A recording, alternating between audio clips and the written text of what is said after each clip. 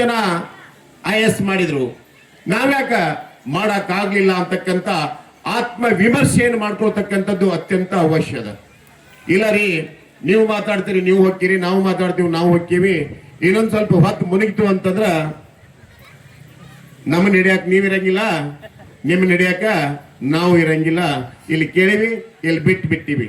ಅದು ಆಗಬಾರ್ದು, ಅದು ಆಗಬಾರ್ದು. ಈಗೇನು ಇಲ್ಲಿ ಸೇರಿವಲ್ಲ, ಸೇರಿರ್ತಕ್ಕಂಥದ್ದು ರಥವನ್ನ ಲೋಕಾರ್ಪಣೆ ಮಾಡ್ತೀವಿ ಅಂತಕ್ಕಂಥದ್ದು ಒಂದು ಸಂದರ್ಭ. ಇಂತಹ ಸಂದರ್ಭದೊಳಗೆ ನಾವೆಲ್ಲರೂ ಒಂದ ಕಡೆ ಸೇರಿದಾಗ ಕೆಲವು ವಿಚಾರಗಳನ್ನು ಹಂಚ್ಕೊಳ್ಬೇಕಾಗಿರ್ತಕ್ಕಂಥದ್ದು ಅತ್ಯಂತ ಅವಶ್ಯ. ಹೀಗಾಗಿ ಶಿಕ್ಷಣಕ್ಕೆ ಒತ್ತು ಕೊಡ್ರಿ, ಉಳಿದಿರ್ತಕ್ಕಂಥ ವ್ಯವಸ್ಥೆಯನ್ನ ಬಿಟ್ಟು ಬಿಡ್ರಿ.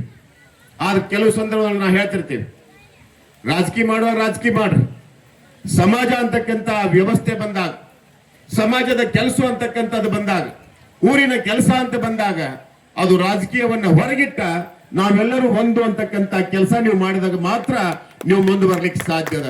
ಇಲ್ಲ ಅವ್ರವ್ರಿ ಇವ್ರಿ ಅಂತಂದ್ರೆ ಅದು ಆಗೋದಿಲ್ಲ.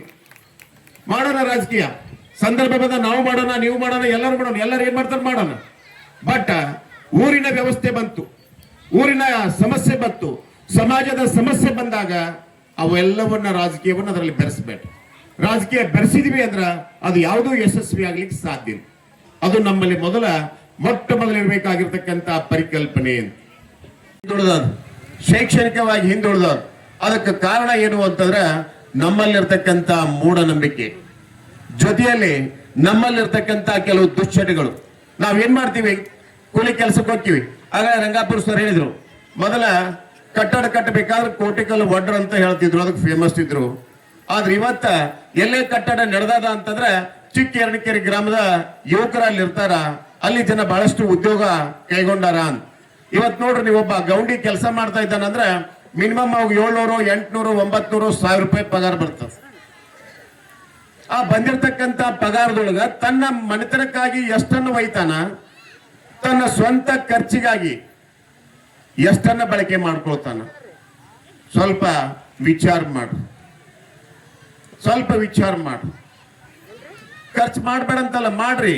ಆದ್ರ ನಿಮ್ಮನ್ನ ನಂಬಿರ್ತಕ್ಕಂಥ ನಿಮ್ಮ ಕುಟುಂಬದ ಮಕ್ಕಳಿದಾವ, ಆ ಮಕ್ಕಳ ಶೈಕ್ಷಣಿಕ ಅಭಿವೃದ್ಧಿಯತ್ತ ಸಾಗಬೇಕಾಗಿತ್ತು ಅಂದ್ರ ನಾಳೆ ಅವ್ರು SSLC ಗೌರ್ಮೆಂಟ್ ಸ್ಕೂಲ್ನಲ್ಲಿ ಮುಗಿಸ್ತಾರ, PUC ಅನ್ನು ಎಲ್ಲೋ ಹಚ್ಚಬೇಕು ಅಂತಕ್ಕಂಥ ವಿಚಾರ ಮಾಡಿದಾಗ ಇಲ್ರಿ ಅಲ್ಲೊಂದು 3 ಲಕ್ಷ ರೂಪಾಯಿ 4 ಲಕ್ಷ ರೂಪಾಯಿ ಡೊನೇಷನ್ ಆಕೈತಿ ಅಂದ ಕೂಡ್ಲೇನ ನಾವೇನ್ ಮಾಡ್ತೀವಿ, ಎಲ್ಲಿ 4 ಲಕ್ಷ ಸೊಳಮಗನ ನಡಿ ಬಾ, ಇಲ್ಲಿ ಕಲಿತಿದ್ರಲ್ಲಿ ಸರ್ಕಾರಿ ಶಾಲೆ ಕಲಿ, ಒಲ್ಲಂದ್ರ ನನ್ನ ಜೊತೆ ಬಾ, ದಿನ 300 ರೂಪಾಯಿ ಪಗಾರ ಕೊಡ್ತಾರ ಅಂತಕ್ಕಂಥ ಮಾತು ನಮ್ಮ ಮೂಲಕ ಬರ್ತದೆ. ಅದು ಆಗಬಾರದು, ಅದು ಆಗಬಾರದು.